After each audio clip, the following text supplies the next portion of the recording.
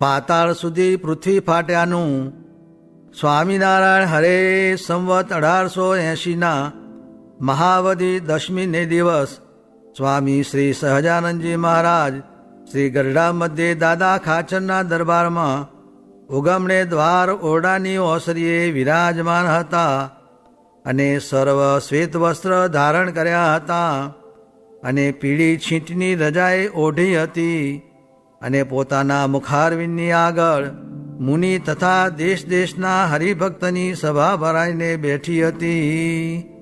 પછી શ્રીજી મહારાજ બોલ્યા, જે સંતની પાસે 4 સાધુ રહેતા હોય તેને જો મન દઈને માણસાઈએ રાખતા આવડતું હોય તો તેની પાસે સાધુ રાજીપે રહે, અને જેને સાધુને રાખતા આવડે નહીં તેની પાસે સાધુ રહે પણ નહીં.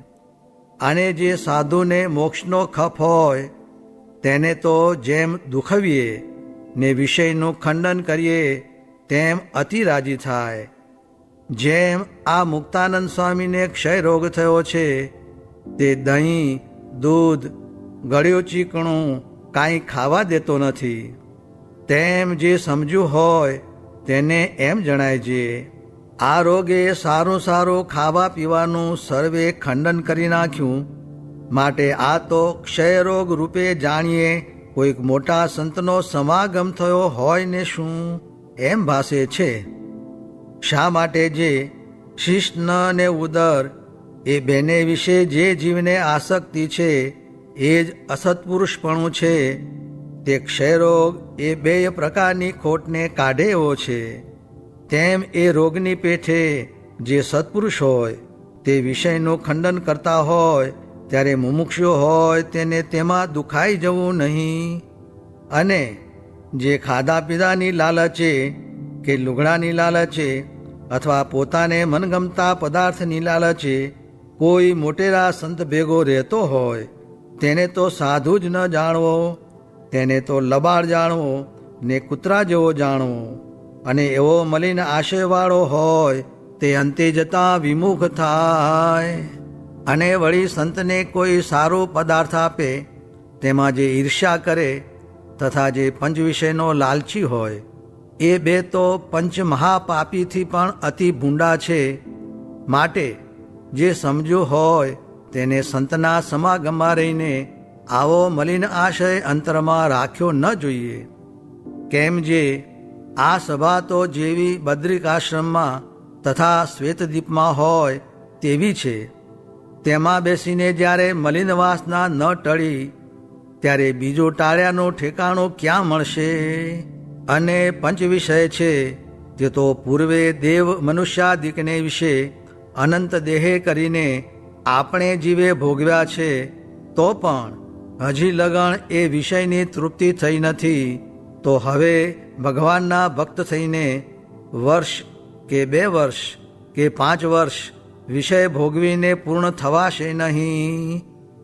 જેમ પાતાળ સુધી પૃથ્વી ફાટી હોય તેને પાણીએ કરીને ભરવા માંડીએ તે ક્યારેય ભરાય નહીં, તેમ ઇન્દ્રિયો છે તેને ક્યારેય વિષય થકી તૃપ્તિ થઈ નથી અને થશે પણ નહીં. માટે હવે તો વિષયની આસક્તિને ત્યાગ કરીને અને સાધુ જેમ વઢીને કહે તેમ ગુણ લેવો પણ અવગુણ લેવો નહીં. તે મુક્તાનંદ સ્વામીના કીર્તનમાં કહ્યું છે, જે શૂળી ઉપર શયન કરાવે તો એ સાધુને સંગે રહીએ રે. માટે આવો અવસર પામીને તો અશુભ વાસના ટાળીને જ મરવું, પણ અશુભ વાસના સોતા મરવું નહીં. અને આ દેહમાંથી નિસરીને નારદ, સનકાદિક, શુકજી જેવા બ્રહ્મરૂપ થઈને ભગવાનની ભક્તિ કરવી છે એવી વાસના રાખવી. અને એમ કરતા થકા જો બ્રહ્મલોકમાં કે ઇન્દ્રલોકમાં નિવાસ થઈ જશે તો પણ કાંઈ ચિંતા નથી. જેમ ઝાડે ફરવા ગયા ને પાયખાનામાં માથાભર પડી ગયા તો નાહી ધોઈને પવિત્ર થવું પણ એમાં પડી ન રહેવું, તેમ શુભ વાસના રાખતા રાખતા બ્રહ્મલોકમાં કે ઇન્દ્રલોકમાં જવાયું તો એમ જાણવું છે માથાભર નરકના ખાડામાં પડ્યા છીએ એમ જાણીને શુભ વાસનાને બળે કરીને બ્રહ્મલોક ઇન્દ્રલોકના ભોગને ત્યાગ કરીને ભગવાનના ધામમાં પૂગવું, પણ વચમાં ક્યાંય ન રહેવું એમ નિશ્ચય રાખવો. અને વળી જેમ પોતાની સેવા ગ્રહસ્થ કરે છે અથવા ત્યાગી સેવા કરે છે, તેમ આપણે પણ હરિભક્તનું મહાત્મ્ય જાણ્યું જોઈએ. જેમ અમારી ચાકરી મૂળજી બ્રહ્મચારી મહાત્મ્ય જાણીને કરે છે, તેમ અમે પણ બ્રહ્મચારીનું મહાત્મ્ય જાણીએ છીએ. તેમ આપણી ગૃહસ્થ અન્નવસ્ત્રે કરીને ચાકરી કરે છે, તેમ આપણે પણ એમનું મહાત્મ્ય સમજીને એમની વાતચીતે કરીને ચાકરી કરવી, એમ અરસપરસ મહાત્મ્ય સમજીને હરિભક્તની સોબત્ય રાખવી. ઇતિ વચનામૃતમ. એ રીતે ગરડા મધ્ય પ્રકરણનું 47મું વચનામૃત જે તે થયું. ઇન્દ્રિયો અંતઃકરણ એ સર્વે કુસંગી છે. તે જે વિષયનો જોગ થાય તે રૂપ થઈ જાય, એવો જે જીવનો સ્વભાવ છે, તેવા જીવને ભગવાનના સાધુ ધર્મ, જ્ઞાન, વૈરાગ્ય, ભક્તિ, મહિમા, ઉપાસના એ સર્વે ગુણ આપે છે.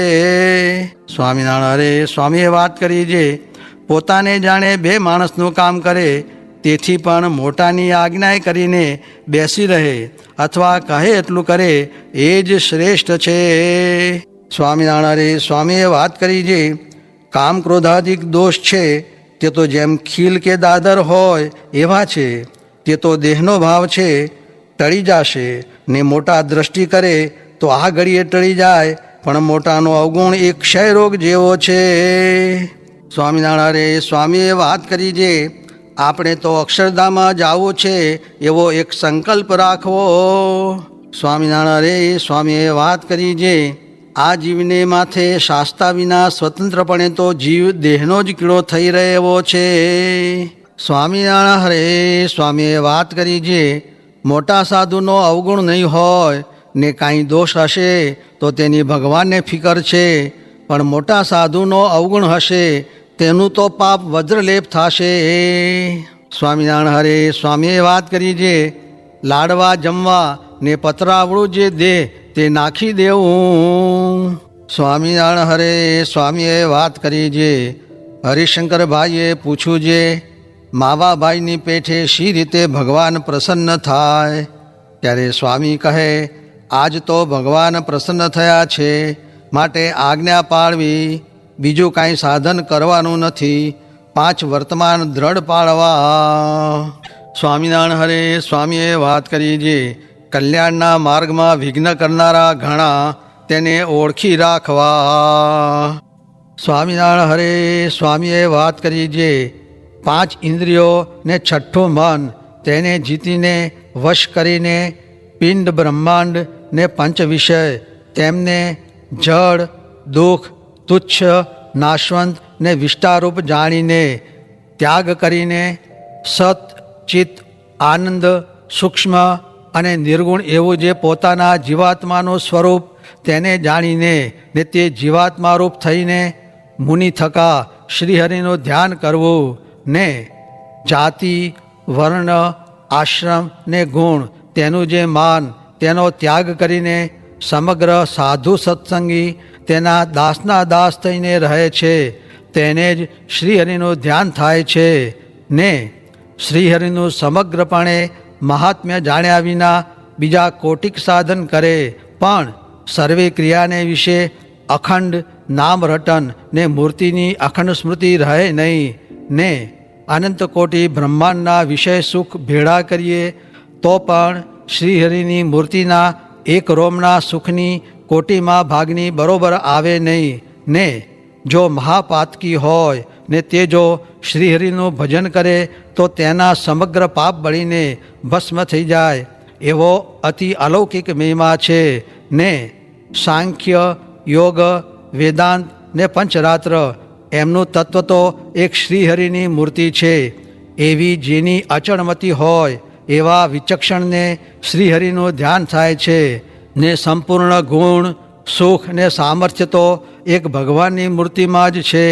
ને બીજે ઠેકાણે તો કિંચિત છે ને અનંત કોટી બ્રહ્માંડના જે વિષય સુખ છે તે ભેળા કરીએ તો શ્રીહરિનું નિમેષ માત્રનું ધ્યાન કે દર્શન કર્યું હોય તેના કોટીમાં ભાગની બરોબર આવે નહીં ને સાધુ સત્સંગીને અક્ષરાદિક એ સર્વેનું તત્વ તો શ્રીહરિની મૂર્તિ છે એવી આસ્તિકમતીય સહિત જેની સમજણ છે તેને જ શ્રીહરિનું ધ્યાન થાય છે ને અક્ષી વિદ્યા દહર વિદ્યા ને અક્ષર વિદ્યા એ આદિક સર્વે બ્રહ્મ વિદ્યા તેમણે કરીને જાણવા યોગ્ય તો અક્ષરાદિક સર્વેના શરીરી ને કારણ પરબ્રહ્મ પ્રગટ હરિકૃષ્ણ છે એવી જેની અચળમતી છે તેને જ શ્રીહરિનું ધ્યાન થાય છે ને જેમ 5 મોઢાવાળી ચામડાની મશક હોય તેમાંથી એક મોઢું મોકળું મેલે તો સર્વે જળ શ્રવી જાય છે તેમ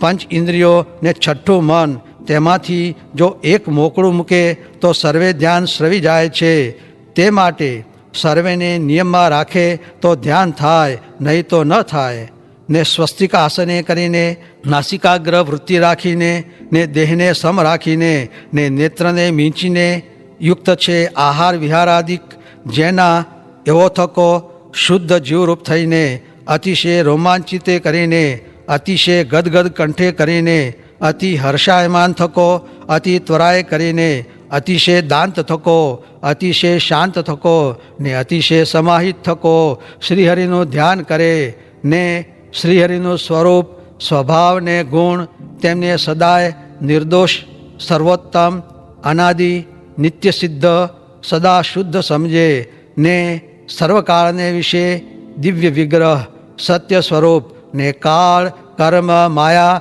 ને પુરુષ તેના કર્તા પ્રેરકને નિયંતા તો એક શ્રીહરિ જ છે એવી જેને અચળમતી છે તેને જ શ્રીહરિનું ધ્યાન થાય